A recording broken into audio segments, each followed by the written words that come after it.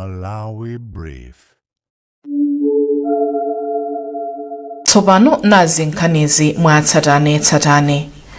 Anthu omwe apindule ndi ndondomeko ya boma yogawa chakudya awalangiza kuti aziulula za mchitidwe wachinyengo omwe ungakhudze ntchitoyi. Wachiwiri kwa mtsogoleri wa dziko lino Dr. Jane Ansah wanena izi pomwe amakhazikitsa ndondomeko yogawira chakudya anthu omwe akusowekera chakudya m'boma la Lilongwe ndi Mchinji kuyambira mwezi wa Oktoba mpaka March chaka chamawa. Dr. Ansah achenjeza onse akulandira thandizoli kuti akapezeka akugulitsa katundu yomwe akulandirayo adzamangidwa. Zambiri mulipotiri. Kukhazikitsidwa kwa ntchito yogawa chakudya m'boma la Nchewu ndi mbali imodzi yofikira anthu ovutikitsitsa ndi chakudya makamaka amene akhuzidwa kwambiri kamba ka mavuto ang'amba, madzi osefukira kapena kukwera mitengo kwa katundu pa nsika. Wachiwiri woyamba kwa mtsogoleri wa dziko la Malawi Justice Dr. Jane Ansah wati ndondomeko yopereka chakudyayi ithandizira kuchepetsa vuto la chakudya mdziko muno. Pajatidamba President athu ananena kuti salola kuti munthu wina afe ndi njala. Ndiye pali manja ambiri Malawi monse muno ofika okwanira kupitirira 4 miliyoni anthu amene ali pa chiopsezo chosowa chakudya. Ndi chifukwa chake lero tabwera kuno kudzapereka kwa anthu amene ali pa chiopsezopo kuti alandire chakudya. Chakudya ichi alandira kuchokera pano mpaka mwezi wa Marichi. Ndipo mmodzi mwa anthu opindula ndi ndondomekoyi Agnes Machira wayamikira boma kamba ka ntchitoyi ponena kuti ithandiza anthu omwe sangakwanitse kupeza chakudya pawokha. Ntchito yogawa chakudya imene ilithandiza kuti ithandizire monga ine ndimalera ana amasiye palibe thandizo limene ndimalandira anzanga amalira mtukula koma ine ndimapita kukaita ganyu kukalimitsa ndalama kumalipira ana sukulu ndiye ndimapasa adzukulu mayi wawo palibe ndiye ndimalipira sukulu yanawo. Boma la Nchewu ndi limodzi mwa maboma 6 omwe apindula ndi ntchito yogawa chakudya mwa maboma 28 komwe boma likuyenera kugawa chakudya makamaka kwa anthu ovutikitsitsa. Trust Office, MBC, Lilongwe.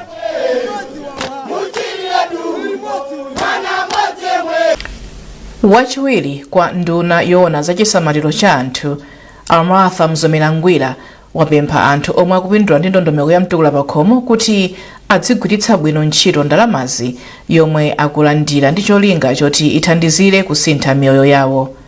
Angwira anena izi mdera la mfumu yayikulu Chiwere m'boma la Dowa pomwe amayendera ntchito yolemba mayina a anthu mu ndondomekoyi. Zambiri mu ripoti la Madalitso Mhango.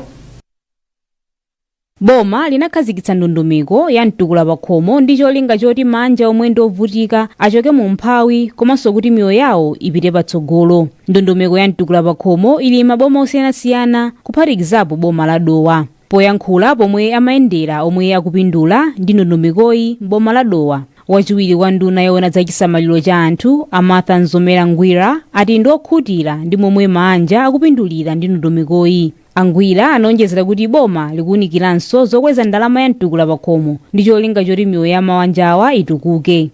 Anthu amene akupanga benefit kuno ali kwambiri ndi ndakhutira kwambiri ndi mmene ntchito ikuyendera kudowa kuno. Komanso ningofuna ndimuyamike president wa dziko lino Professor Arthur Peter Mutharika amene akuyikapo chidwi kwambiri kuti mtukula pakhomo upite patsogolo. Komanso ngati kunduna wanga tikayesesa kuti nambala ya anthu amene akupanga mtukula pakhomo ipite patsogolo. Mmodzi mwa akuluakulu ku khonsolo ya boma la Dowa Andamiwe Msisya apempha undunawo kuti uwonjezere chiwerengero cha anthu omwe akulandira mtukula pakhomo ponena kuti manja ambiri m'bomali ali pa umphawi. Iwo ati manja omwe ali pa umphawi 10 okha pa 100 aliwonse ndi omwe akupindula ndi ndondomekoyi. Timafikira 10% yokha ya anthu ali kudowa kuno. Pamene tikaona anthu ovutika tikawerengera ndi opitirira 10% ya population. Koma chifukwa chakuti malingana ndi mavuto a ndalama zimene timakhala nazo sitingakwanitse kufikira wina aliyense. Koma kukanakhala kotheka tikanakonda ikanakhala kuti nambala ya anthu opindula isakhale 10% koma tipitirireko apo kufika pena pochulukirapo. Mmodzi mwa opindula ndi ndondomeko ya mtukula pakhomo akhumbize kachikumba ayamikira boma kamba ka ndondomekoyi ponena kuti ithandizira kutukula miyoyo yawo. ineyo nambarere unilandira mtukula pakhomo panopa nikuthokoza chifukwa ndagulako ka mbuzi ndagulako ka nkhumba ndezi ziniona kuti zitapitilira wanthu ambiri tirukuka. Boma la Dowa likufuna kufikira manja 19,000 omwe ndi ovutikitsitsa ndi ndondomeko ya mtukula pakhomo. Padakali pano manja oposa 16,000 omwe ndi ovutikitsitsa ndomwe awalemba mukaundula wa ndondomekoyi m'bomali. Madalitso Muhango, MBC, Dowa. Boma layamikira mgwirizano wa Malawi Scotland Partnership kamba kupititsa patsogolo ubale komanso ntchito za chitukuko pakati pa mayiko awiriwa. Mlembi wa mkulu wa boma Justin Saidi walankhula izi ku Lilongwe pa msonkhano wapachaka wa bungweli. Nayi Olive Phiri ndi nkhani yonse. Mgwirizano wa Malawi Scotland Partnership MAZIP anawukhazikitsa mchaka cha 2005 ndipo cholinga chake akuti mwazina ndi kuthandizira kulumikizitsa mayiko a Malawi ndi Scotland pa ntchito zosiyanasiyana. Polankhula pa msonkhano wapachaka wa mgwirizanowu, mlembi wamkulu mu ofisi ya mtsogoleri wa dziko ndi nduna a Justin Saidi anati kudzera mu mgwirizanowu dziko la Scotland limathandiza dziko la Malawi m'magawo maphunziro ndi umoyo mwa zina zomwe ati zathandizira kubweretsa kusintha m'miyoyo ya Malawi. Asaidi kenako anapempha mabungwe osiyanasiyana omwe akugwira ntchito ndi a Malawi Scotland Partnership kuti aonetsetse kuti akutsata ndondomeko za chilungamo ofuna kukwaniritsa chitukuko. Nthawi zambiri support ngati imene imazera ku mabungwe osiyanasiyana. Tiwapempha kuti azigwira ntchito yawo moyenereka pasakhale kusokoneza makobiri, koma ndalama zimene akupasidwa azigwirise moyenereka ncholinga choti atikhulupirire ndi kuti swatha kumati pasasa mbiri. Mawu ake wapampando wa mgwirizanowu Afibi Chifungo anati ngakhale anakumana ndi mavuto osiyanasiyana kamba kakusintha kwa nyengo, iwo akwanitsabe ntchito zambiri zikuluzikulu. Pamene tukamba tsopano za zaka 20 ku Malawi kuno kuti kusangalala kwambiri chifukwa cha ubale umene ifeyo ngati Malawi tapangapo phindu makamaka pa nkhani ya kulumikizana. Taonapo posedwa tinaona First Minister kuchoka ku Scotland kubwera kuno ku Malawi Oktoba yemwe 2025 yomwe. And umene kusonyeza ubale pakati pathu. And mbuyo mutakharanso tikuona kuti ma president akuno ku Malawi akunyamuka kupita soko chani kupita soko Scotland. Mutenga wake omwe anatumiza pakanema, nduna yayikulu ya ku Scotland a John Sweeney anati dziko lawo lipitiriza kuthandiza dziko la Malawi magawo osiyanasiyana. Mgwirizano wa Malawi Scotland wakhazikitsanso ndondomeko ya ntchito za chitukuko ya zaka zisanu zikubwerazi. Msonkhano wapachakawu unachitika pamutu wakuti zaka 20 za dziko la Scotland m'Malawi, tsogolo la dongosolo la aliyense. Olive Phiri, MBC, Lilongwe. Boma lasankha akuluakulu ena oyendetsa kampani komanso mabungwe a boma. Malinga ndi chikalata chomwe mlembi wa mkulu wa boma watulutsa lero a Justin Saidi, mabungwewa ndi Pharmacy and Medicine Regulatory, Malawi College of Health Sciences, Malawi Blood Transfusion Services, Central Medical Stores Trust, Medical Council komanso Nurses and Midwives Council of Malawi. Wapampando watsopano wa Pharmacy and Medicine Regulatory Authority ndi a Charlotte Misoya. Membala abungweli alimotero: Professor Adamson Mula, Cecilia Tembo, Patrick Gwedeza, Dr. Wachimota Phiri, Dr. Patrick Chikungwa, Kenneth Lipato, Elos Lodzani komanso Mai Ruth Kasalika. Anthu andikuphatikizapo mlembi wa zaumoyo komanso mlembi woyang'anira kampani za boma. Malawi College of Health Sciences wapampando wake ndi Andrew Gunda ndipo wachiwiri wake ndi Mbusa Charles Mawaya. Mamembala atsopano alimotere: Martha Makwero, Council Luciamo Mikias, Dr. Albert Mwafongo, Rose Kapaizi, Dr. John Mponda ndi a Chance Kamba. Mamembala ena ndi mlembi wa zaumoyo ndi ukhondo, mlembi wa zamaphunziro ndi mlembi wa zachuma. Board ya Malawi Blood Transfusion Services MBTS ilimotere: Dr. Grace Chiudzu ndi wapampando wa MBTS ndipo mamembala awo ndi awa: Dr. Yohane Mlombe, Dr. Precious Makondi, Dr. Mercy Mkandawire, Hilarious Nampota, Sheikh Faisal Kasam, Council Burton Muhango ndi Mbusa Chimwemwe Mtuwa. Mlembi wa zaumoyo ndi mlembi wa mkulu wa Malawi Red Cross Society alinso mu komiti iyi.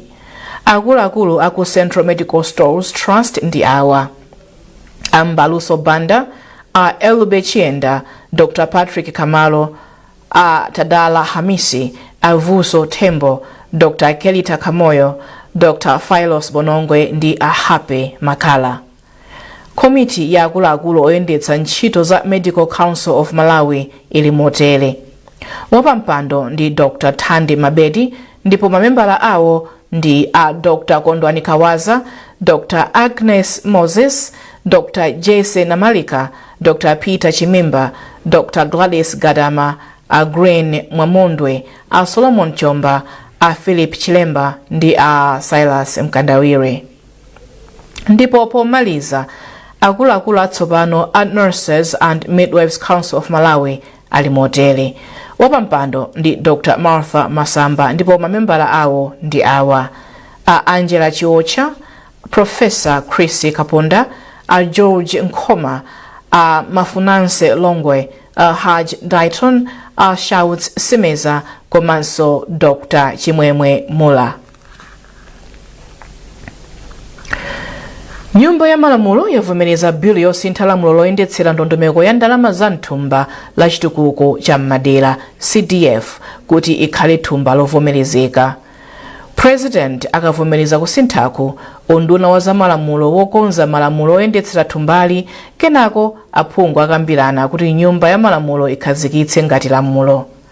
Ndondomekoyi cholinga chake ndi kuyika malamulo amphamvu oyendetsera thumba la ndalama za chitukuko cha Madera la CDF komanso kuonetsetsa kuti zonse zokhudzana ndi thumbali zikuchitika poyera komanso ndalamazo sakuzisakaza. Nduna yona za maphunziro a Bright Msaka yatsimikizira aphungu kuti maphunziro aulere ku sekondari akayamba January 26 boma lizidzapereka ndalama zokwanira zoyendetsera sukulu za sekondari komanso ogwira ntchito msukuluzo. Iwo alankhula izi pamene amafotokozera aphungu cholinga chomwe boma likuyambitsira maphunziro aulere msukulu zonse za sekondari za boma mdziko muno. Iwo ati mbuyomu ophunzira ena akhala kulephera kupitiriza sukulu kamba kosowekera fees zomwe zimabwenzeretsa mbuyo masomphenya okhala ndi chiwerengero chokwera cha nzika zophunzirira mdziko muno. Mu statement yanga yomwe anthu akhala kuyembekezera ndipo ndine okondwa kuti tayipereka mnyumbamu tisanatsekere parliament mawa ndiyo tanthauza kuti secondary school ikhala yaulere.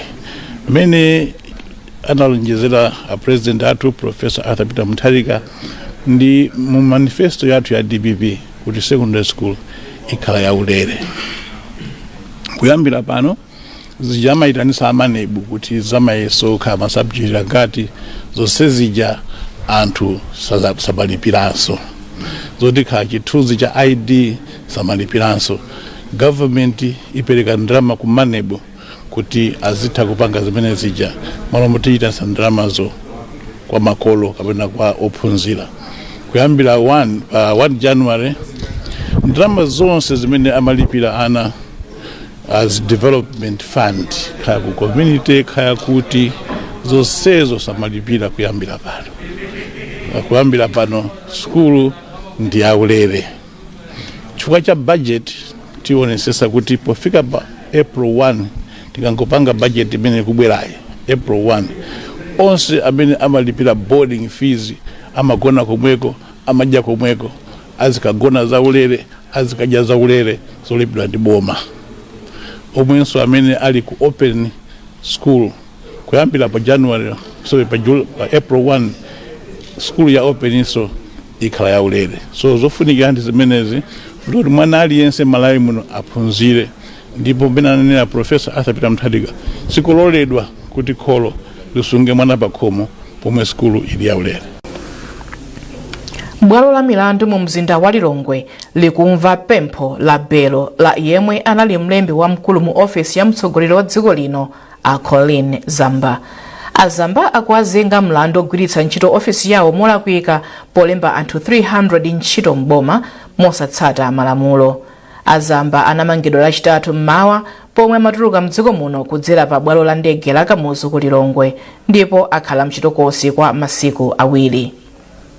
Nduna ya zachuma a Joseph Mwanamvekha apempha anthu komanso mabungwe kuti azipewa kuchitira mtopola kampani zomwe zikuchita ntchito zachitukuko m'madera mwawo.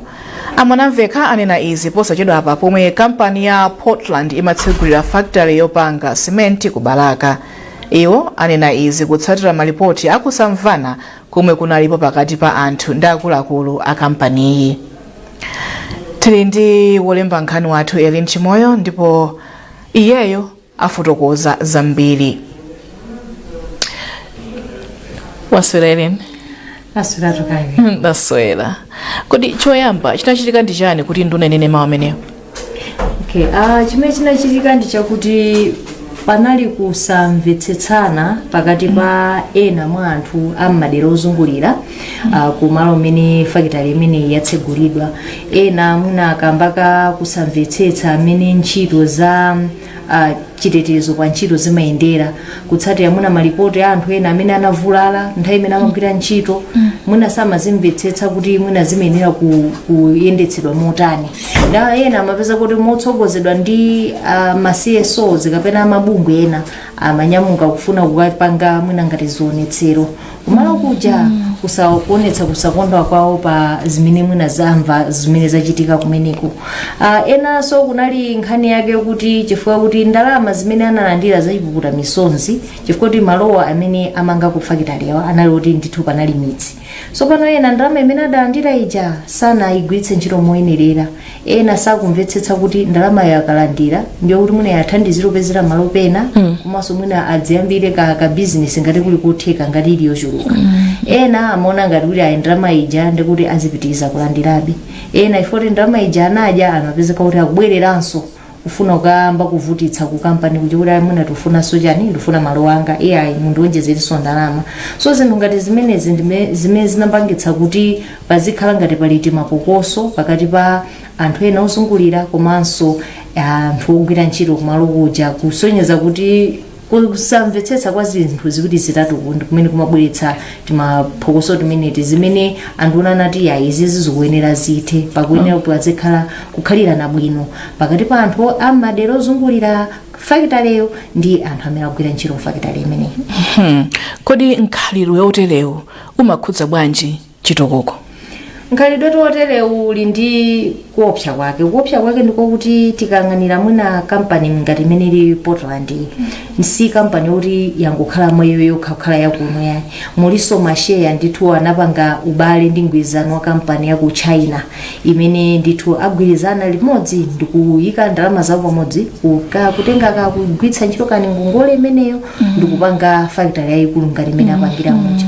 So noma investor amene akubwerawo kapena kuti anthu amene akubwera kuchokera maiko ena akunja kwa dziko lino kudzamba ntchito zawo kamabwera kuno amafuna azikhala ndi chiyembekezo ndi chilimbikitso kuti kumene akugwira ntchito akagwira ntchito moyenerera kuli malo kuchitetezo chokwanira kuli zinthu zina zonse zimene angafune zokwanira kamwina kamukakhala mdziko mukuti kandi za misonkho ndi zoyenerera bwino. Tsono anthu akambochita zinthu ngati zimene zimapereka chiopsezo kwa anthu amene abwera kudzambitsa ntchito zawo muno komanso zimakhalanso zobweretsanso mantha kwa anthu ena amene ali ndi chidwi chofuna kuyambitsa ntchito zawo muno kuti aone kuti I think dziko ili tikaonetsetsa mwina sitingathe kukagwira ntchito bwinobwino komano mongowunikiranso zimenezozo ndi zina zimenenso anduna Mwanamvekha anafotokozera. Okay, kodi ntchito za fakitale imeneyi nzofunika bwanji kwa anthu akubalaka komanso dziko lino? Ntchito za fakitale imeneyi zili ndi kufunikira kwakukulu ndipo ndizofunikira kwambiri chifukwa kuti tikang'anira pa anthu akumeneko zithandizira kuti ntchito zachuma kubalaka zikhale ngati zipite patsogolo. Osangoleso kubalaka kukhako komanso kwa dera limene limene kwakhazikitsidwa fakitaleja chifukwa zikutanthauza kuti anthu amene akugwira mmene muja ntchito ndochuluka azifuna nyumba zoti azigonapo, nyumba zoti azikhalapo ndi manja awo, azifuna mwina zinthu kandi sopo kandi chani zinthu ngati zimene zipangitsanso kuti anthu akhoza kupeza mwaino otsegula mabizinesi amagrosary, mabizinesi okhudzana ndi kumachita kukhala tingati chani eni nyumba amanga nyumba zawo kuti anthu aja azitha kukhalamo.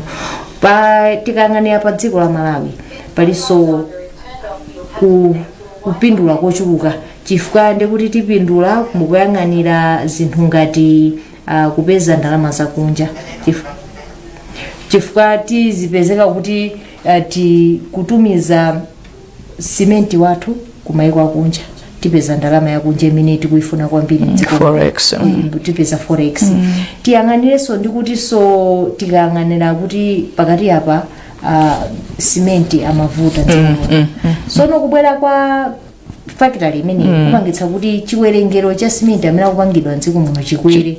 Chiwerengero chija chikakwera zikhozanso kuthandizira kuti mitengo itsike chifukwa ndekuti kuti tuphatikizira simenti amene akupanga amene wa Portland amene akupanga ACPL komanso ashayona ndekuti dziko lino lili ndi simenti ochuluka amene zipangitsa kuti chinthu chija chipezeka ndi chikhalapo sona ngangati chifukwa choti zikhale kukwera ale safuna kuti agulitse mitengo ije ikhozokhanga kuti itsikirako ndi zinthu zoti zili ndi kuthandiza kwakukulu chifukwa tikayang'ana kutsika kwa mitengo kupangitsanso kuti ntchito za zomangamanga zipite patsogolo.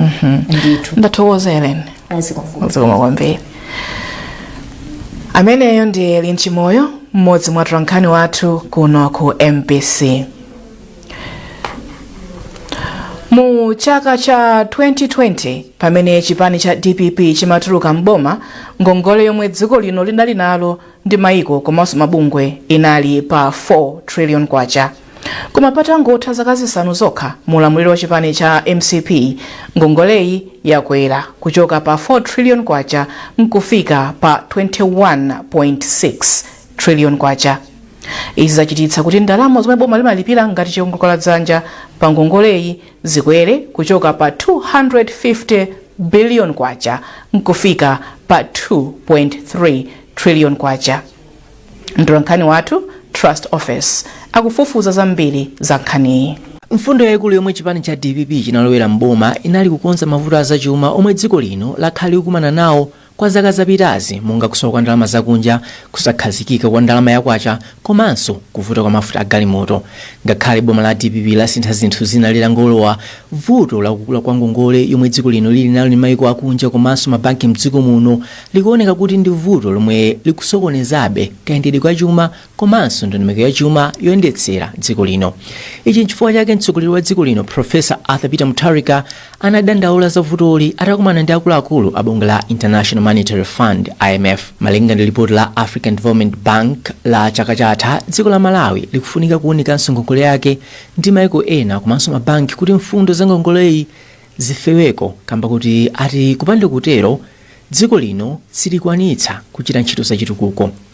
Nduna zachuma a Joseph Mwanamveka ati ali nchikhulupiriro choti zokambirana zomwe akuchita ndi mabanki a mdziko muno komanso ena omwe anabwereketsa ndalama kuboma zibala zipatso. Amwanamveka atsindikanso kuti kubweretsa kwa misonkho ina kuthandizira kuchepetsa vuto la kuperewera kwa ndalama zoyendetsera ndondomeko ya chuma. Choyamba mwina tionesese kuti tikutolera ndalama zochulukirapo, so mataxi mitapanga ameja aja komanso ma revenue measures tapanga aja ncholenga choti mwina titolere ndalama zochulukirapo tichepese deficit, budget deficit mwe tinayo. Fati kama chepesa budget deficit ndiye kuti mwina tiyamba kutolera ko ndalama zomwe tingathe kugwiritsanso ntchito, osati kungolipira masale okha kapena kulipira pension, komanso titha kugwiritsa ntchito ndalamazo kupanga za chitukuko. Ngakhala ayamikira boma kamba ka mfundo zomwe likutsata pobwezeretsa chuma cha dziko lino nchimake, mkulu wa bungwe la Malawi Economic Justice Network Megin Abetha Phiri ati kukhwimitsa lamulo lomwe boma linayika kuti anthu mdziko muno asamatuluse miyala ya mtengo wapatali popanda kuyikonza zili nkuthekera kuthandiza boma kutolera ndalama zochuluka. Pompano mejini tinayi ndi mkumano umene ukuonetsa kuti ngakhale banija yachitika koma zambiri zikuchitikabe tidakaluzabe miyala ya mtengo wapatali mailigo miners akubwerabe anthu opanda ziphaso kapena kuti ma certificate so kuletsa kuja tikuyamikira komano pachitike ntchito ina yokapereka kalondolondo kuti kodi zimene taletsazi zikuchitikadi. Koma poyankhopa pa nkhani nduna za migodi achini mathanga ati boma liyamba kukhwimitsa lamulo loletsa kutulutsa miyala ya mtengo wapatali posachedwa, ponena kuti izi zikufunika kuwaphunzitsa bwino anthu mdziko muno komanso kukonza njira zogwira nawo ntchito kuti aliyense apindule. Chifukwa Malawi muno tamana batsuda chitetezo chogula golide ndi Reserve Bank yokha ndi mamiko basi komana mwabwerera kumadzatani kumadzagula namene akupangitsa kuti ino anthu athu apitirize kumatani kumakumba golide uja kwationa kuti kangwaletsa tisanapereke misika ife ndiso zithandize ndi tikakhala tayika mmagulu muja tipanga misika pafupi ndikumene akukumba golide uja cholinga choti adzikumba golide uja ngomagulitsa ku kampani yawo ya ku Malawi kuno mamiko. Kuthana ndi mavuto omwe dziko lino likumana nawo monga kusowa kwa ndalama zakunja, kuchepetsa ngongole zomwe dziko lino lili nazo, kusowa kwa mafuta a galimoto mwazina si mavuto oti angathe kwa kanthawi kochepa. Izi zikufunika kugwirana manja ngati dziko monga kulipira misonkho moyenera, kuwunikanso ngongole yomwe dziko lino lili nalo mwachangu komanso kuyesetsa kuti ntchito za migodi mdziko muno zikupindulira eni nthaka osati anthu obwera. Izi nzothandizira kuti boma lizitolera ndalama zochuluka. Nkhani za masewero. Timu ya dziko lino yachisodzera ya masewero a chess yanyamuka kupita mdziko la Zimbabwe komwe ikatenge nawo mbali mu mpikisano wa maiko amuno mu Africa. Mpikisanowu uyamba pa 7 mpaka pa 13 Disemba mu mzinda wa Harare, ndipo timu ya Malawi yapita ndi osewera 16. Timuyi yalimbikitsika pamene dzulo banki ya National yapereka ndalama zokwana 12.4 miliyoni kwacha. Tikuzindikira kuti chess imapanga create anthu kapena kuti atsogoleri amawa. Chess imathandiza kuganiza komanso imathandiza kusolva zinthu. That's why tathandiza chess Malawi. Chiyembekezo chathu ndicho kuti ana amenewa abweretsa mamedo ku Malawi imene idzakhale kuti tonse Malawi muno tizakhala anthu osangalala. Tilosangalala chifukwa chokuti takhala ndi malingaliro kuyambira kale kuti ana athu amene achita bwino ku Malawi tizapanganso expose ku mipikisano ikulu yakunja kuti pamenepo tithano kuyeza bwino mphamvu zawo akasewera ndi mapuleya oma akatswiri ochokera m'maiko ena. Inu mukudziwa bwino kuti Africa Youth Championship imakhala kuti maiko onse mu Africa amapangidwa invite kuti akasewere kumeneko. Ndiye kuti ana athuwa kumeneko akakumana ndi ma players kapena akatswiri amphamvu ochokera mu maiko onse mu Africa. Ndiye chimenecho ifeyo nchotisangalatsa. Ndi nkhani imeneyi tafika pa mtsiriziro pa nkhani zathu masana ano.